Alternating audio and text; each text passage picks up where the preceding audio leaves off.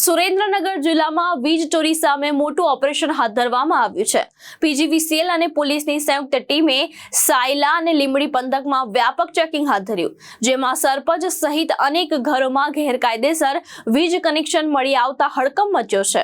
સુરેન્દ્રનગર જિલ્લામાં વીજ ચોરી રોકવા માટે પીજીવીસીએલ અને પોલીસ દ્વારા સંયુક્ત સર્ચ ઓપરેશન હાથ ધરવામાં આવ્યું। આ ઓપરેશનમાં પીજીવીસીએલની 460 ટીમો અને 400થી વધુ પોલીસ કર્મચારીઓ જોડાયા હતા।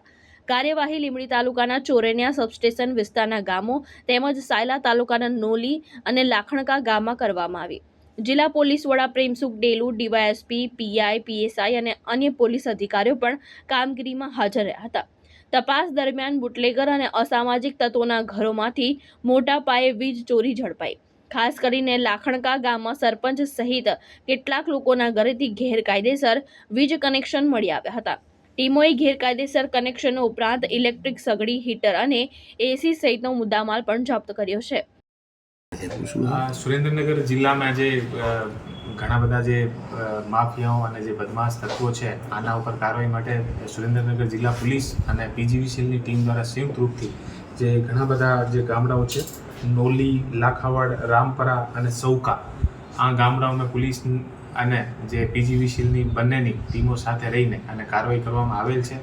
અને કાલે જે કાર્યવાહી અત્યારે જે અમે લોકો કાર્યવાહી કરી છે, અમે પીજીવીસીએલની 120 ટીમો હતી અને પોલીસની અને સાથે 300 આસપાસ પોલીસ, હું જાતેથી અને એએસપી શ્રી અને ડીવાયએસપી લીંબડી અને એલસીબી અને એસઓજી તમામની ટીમો સાથે રહીને અને ત્યાં કાર્યવાહી કરવામાં આવેલ છે। અને એ ગામડાઓને લગભગ 2.53 યાની 2.5 કરોડનો દંડ પીજીવીસીએલ દ્વારા આ લોકોને ફટકારવામાં આવે છે।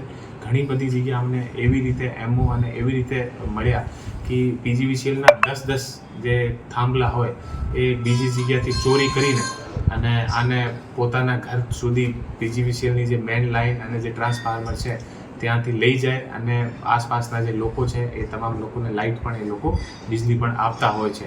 અને એ જે લોકો છે જેના ઉપર અત્યારે કાર્યવાહી કરી છે એ લોકો જે બુટલેગર અને બીજા ઘણા બધા એવા જે ખનીજ માફિયાઓ અને બીજા તમામ પ્રકારના જે કોઈ સરિયા ચોરીના અને બીજા જે કેમિકલ કટિંગના એવા જે લોકો હતા, આના ઉપર અત્યારે કાર્યવાહી કરવામાં આવેલ છે।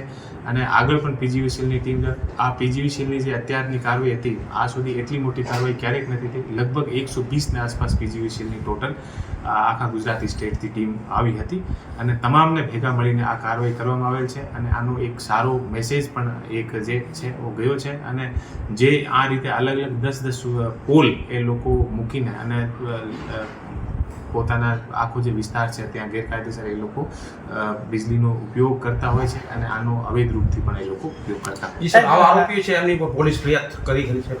એવા જે આરોપીઓ છે અમે પીજીવીસીએલની ટીમ સાથે સંયુક્ત રૂપથી કાર્યવાહી કરી છે અને આને જે પીજીવીસીએલના જે કાયદો છે આને પ્રમાણે અમે આગળની કાર્યવાહી જે છે। સાહેબ, નોલી અને લાખાવડ ગામમાં જે કાલ તપાસ દરમિયાન નોલીનો એક વિડીયો પણ સોશિયલ મીડિયામાં વાયરલ થયો છે કે જેમાં પોલીસ ઉપર આક્ષેપ થઈ રહ્યા છે, જ્યારે લાખાવડ ગામમાંથી એ પોલીસે એક કેસ અને ગાડી જપ્ત કરી છે, આ સત્ય છે?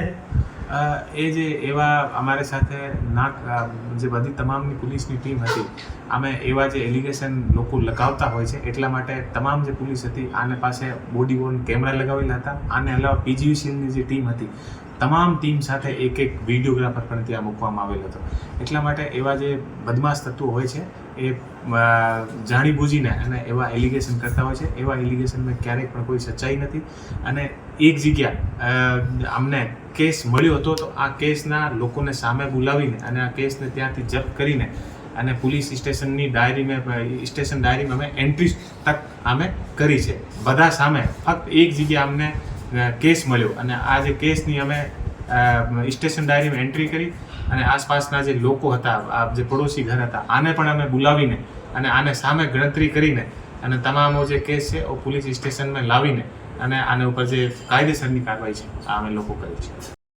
મહેશ ઉતેરિયા, દ્રષ્ટિકોણ ન્યૂઝ, સુરેન્દ્રનગર।